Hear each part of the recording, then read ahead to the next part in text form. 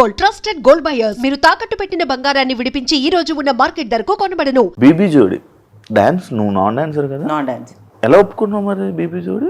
Dance నేర్చుకుందామని. Dance నేర్చుకోవాలంటే అక్కడ నేర్చుకోవాలా?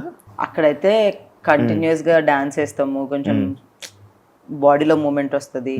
ఆల్సో చాలా డేస్ ఇంకా టెలివిజన్ లో కనిపించలేదు అని చెప్పి సరే ఫస్టే వచ్చింది. యాక్చువల్లీ ఫస్ట్ కాలే బీబీ జోడి స్టార్ట్ అవ్వకముందే ఫస్ట్ ఫోన్ వచ్చింది నాకు. అప్పుడు యాక్చువల్లీ భయపడ్డాను అనమాట. సార్ వద్దులేండి డాన్స్ ఫుల్ టైం అంటే, ఎందుకంటే ఏం కాదమ్మా నేర్పిస్తారు అని వాళ్ళకి కాన్ఫిడెన్స్ ఇచ్చారు. బట్ నా జోడీ సెట్ అవ్వలేదు, సో కుదరలేదు. బట్ మళ్ళీ కాల్ రాగానే అప్పుడే యాక్చువల్లీ ఏమైందంటే జనవరిలో నేను ఎక్కువ పని చేయలేదు అనమాట. అయితే నేను దేవుడి దగ్గర కూర్చొని మేనిఫెస్ట్ చేశాను ఏంటంటే ఫిబ్రవరిలో నుంచి నాకు ఎవ్రీడే పని ఉండాలి అని. సో అట్లా పని వచ్చింది వెంటనే ఫిబ్రవరి 1st డే. సో ఒప్పుకున్నాను నేను. వర్క్ వచ్చింది, some or the other way you should not say no to work అని అనుకున్నా. వర్క్ వచ్చింది, so I thought okay let me give a try and learn and see how it goes అని చెప్పి. So yeah కాల్ swell వచ్చిందంట full గా. Yeah everyday swelling అవుతుంది. అది ఎందుకు అలా? ఏమైనా రాంగ్ స్టెప్ అట్లేం కాదు. సి బీబీ జోడి అని అంటేనే కొంచెం మనం కింద కూర్చొని లేవడము అలాంటివి ఉంటాయి కదా. నేను యూజువల్ గా వర్కౌట్ కూడా చేయను అనమాట. ఐ మోస్ట్లీ మెడిటేషన్ అలాంటి type person, yoga, but not more like workouts, heavy workouts మన వల్ల కాదు అవన్నీ. సో అలాంటి నేను వెళ్ళి 7-8 hours ఎవ్రీడే నిల్చుంటున్నాను అంటే, అండ్ నాకు డాన్స్ రాదు కాబట్టి నేను ఎక్కువ కష్టపడుతున్నాను అనమాట. డాన్స్ వచ్చిన వాళ్ళు ఏంటంటే 2 hours లో నేర్చేసుకుని వెళ్ళిపోతున్నారు. నేను నాకు ఎక్కువ టైం పడుతుంది, 5-6 hours పడుతుంది ఎవ్రీడే, అండ్ 2 songs నేర్చుకోవాలి. సో కొంచెం ఎక్కువ అవుతుంది. సో కాలు లిగమెంట్, డాక్టర్ని అడిగితే ఏమంటున్నారంటే లిగమెంట్ స్ట్రెయిన్ అవుతుంది కాన్స్టెంట్గా నిల్చొని అని చెప్పారు. బట్ మళ్ళీ సరే తగ్గుతుంది అని అనుకునేసరికి మళ్ళీ డాన్సెస్ మళ్ళీ పెరుగుతుంది. ఇంకా అది ప్రాబ్లం వచ్చింది, ఇంకా అట్లా పెరుగుతూనే. సీట్ ఎక్కడుంటే అక్కడ గొడవలా, లేకపోతే అక్కడ పరిస్థితులు అలా వస్తాయా ఏంటి? నాకు అర్థం కాలేదు. అంటే నేను గొడవ పడాలని అనుకోను అసలు. I'm very calm and peace loving person. But ఎవరైనా అన్యాయంగా మాట్లాడితే ఆర్ ఏదన్నా నాకు ఎక్కువ ట్రిగర్, చాలా వరకు కంట్రోల్ చేసి అన్యాయంగా మాట్లాడితే ఏదన్నా నాకు లాజికల్ గా కొట్టలేదు అనుకో, తప్పుగా అనిపించింది అనుకో, I cannot stop my self from talking. మళ్ళీ నేను వాళ్ళని ఇన్సల్ట్ చేయాలనో లేదంటే కావాలని ఆర్గ్యూ చేయాలనో చేయను. But I don't see that ఏదో కావాలని ఏదో అవుతుందని అనిపిస్తే నేను కంట్రోల్ చేసుకోలేను. సో అట్లా అసలు ఇది ఇక్కడే కాదు, ఇంట్లో అయినా సరే చాలా వరకు మా మమ్మీని కూడా అడగండి, మీరు ఇక్కడే ఉంది. I'm very quiet person. నేను ఇంట్లో కూర్చొని నేను ఆ పని చేసుకుంటా. బట్ ఏదన్నా ఇష్యూ ఎక్స్ట్రీమ్ లెవెల్స్కి వెళ్ళిపోతుంది అని అంటే మాట్లాడతా 100%. కావాలని గొడవలు పడుకుంటున్నారా? కావాలని కాదు. బేసికల్గా ఏమైందంటే ఇంత కష్టపడ్డాక 6 hours 7 hours రోజు కష్టపడ్డాక ఎవరికైనా సరే వాళ్ళు బాగా చేసినా బాగా చేయకపోయినా కష్టం అయితే పడతారు. కాబట్టి మాటలు కట్ చేసేసరికి ఆ టైంలో ఏముంది ఇప్పుడు 100% అన్నదాన్ని ఎలా మెజర్ చేయాలంటే ఒక పర్సన్కి ఎంతవరకు వచ్చి, ఇప్పుడు మేమందరం డాన్సర్స్ కాదు, ఆల్మోస్ట్ చాలా మంది నాన్ డాన్సర్సే. సో మేము 100% ఎఫర్ట్ పెడుతున్నామా లేదా అన్న వరకే నేను చూస్తాను అనమాట. డాన్సర్స్ అయిందనుకో వాళ్ళలో మిస్టేక్స్ ఎత్తుకుతాం మేము, అంటే ఆన్లైన్ తప్పు అంటే నేను చూసే పరంగా. కానీ ఇంకా నేను నాన్ డాన్సర్నే డాన్సర్ లాగా డాన్స్ చేయమంటే సడన్ గా రాదు కదా. ఇప్పుడు చిన్నప్పటి నుంచి నేర్చుకున్న వాళ్ళు, ఇప్పుడు నైనికా లాగా నేను ఏమంటే సడన్ గా వేయలేను. నాకు 10 ఏళ్ళు పడుతుంది నేర్చుకోవాలి అంత లెవెల్లో అంటే. సో ఆ లెవెల్లో చూడండి, మీరు మీలాగా మీతో మమ్మల్ని కంపేర్ చేయకండి అన్న థాట్లో అట్లా ఇష్యూస్.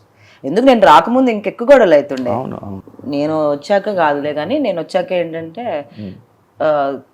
మా జోడీ ఇంకా అఫ్ కోర్స్ బాటంలో రావడం రెగ్యులర్గా. So I was like okay, at least మనం కొంచెం we should fight for what we are trying at least అన్న దాంట్లో మాట్లాడాను అంతే. డిమోన్ పవన్ చెప్పిన పాయింట్ రైటా రాంగా? ఇట్స్ రాంగ్ పాయింట్ నాకు అక్కడ. ఎందుకనంటే మీరు అన్నది అదే కదా, that mother message 4 minutes song లో ఎన్ని చూపిస్తాం, మీరు నవ్వుతావేంటి? I really like Demon and Rithu. They are very sweet people in real. And ఆ రోజు అఫ్ కోర్స్ వాళ్ళు కూడా ఎక్కువ ఇష్యూ పడేది మా ఇద్దరికే. అర్జున్ కళ్యాణ్ వాళ్ళిద్దరూ సేఫ్ అయిపోతారు, మేమిద్దరమే ఎలిమినేట్ అయ్యే ఛాన్సెస్ ఎక్కువ. సో మా ఇద్దరికే అఫ్ కోర్స్ మార్క్స్ తక్కువ ఇచ్చే స్కోప్ ఉంటుంది. కానీ తను నాకు నచ్చలేదు అని ఇస్తే మార్కులు ప్రాబ్లం లేదు, కానీ ఏం చేయొచ్చో చెప్పడం problem. How can I decided? మా కొరియోగ్రాఫర్స్ కాల్ అది ఎండ్ ఆఫ్ ది డే.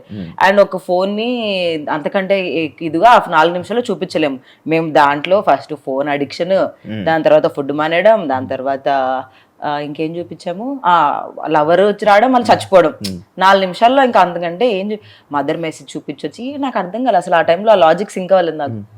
ఇప్పుడు మీరు డాన్స్ చేశారు, దానికి ముందు ఏదో ఫ్రెండ్షిప్ మీద చేశారు, దాన్ని ఇంకా బెటర్ గా చేయొచ్చు అని మాకు అనిపించింది. కానీ మేము అలా చెప్పలేదు, మీ దాంట్లో డాన్స్ లేదండి అని చెప్పాం. లేదు మీరు ఇంకా బాగా చూపించాలని ఎలా చెప్తాం, అది కొరియోగ్రాఫర్స్ కాల్ కదా. సో అది నాకు అర్థం కాలే, ఇలా చేయొచ్చు ఆ 4 నిమిషాల్లో. కానీ మంచి ఎక్స్పీరియన్స్ కదా, బెస్ట్ ఎక్స్పీరియన్స్ కదా బీబీ జోడి. చాలా మంచి ఎక్స్పీరియన్స్. ఎలా ఉంది, ఎలా అనిపించింది ఆ వాతావరణం, ఆ జడ్జిమెంట్? చాలా బ్యూటిఫుల్ జర్నీ. బ్యూటిఫుల్ అంటే కానీ వాచిపోతుంది జర్నీ. అంటే నేను బేసికల్ గానే not impacted by comments, not impacted by negativity and all that. అలవాటే. అంటే మరి నేను ఎక్కడి నుంచి వచ్చాను, శివ 7 Arts నుంచి వచ్చాను నేను. మనకి ఎప్పటి నుంచి అలవాటు, ఇది 10 ఏళ్ళు అవుతుంది. సో నాకు అవన్నీ అన్నీ not affected by comments and all that. But ఎక్కడో మనలో కాంపిటేటివ్ స్పిరిట్ వచ్చేస్తూ ఉంటుంది అనమాట. బాగా చేయాలి ఎంత కాదనుకున్నా కూడా ఆ కాంపిటేటివ్ స్పిరిట్ వస్తుంది. బేసికల్ నేను అంత కాంపిటేటివ్ స్పిరిట్ లో ఉండను, వెరీ ఏం జరిగినా మన మంచిగా స్కోప్ లో ఉంటాను. బట్ అలాంటిది నాలో కూడా కొంచెం కాంపిటేటివ్ స్పిరిట్ తెచ్చింది బీబీ జోడి.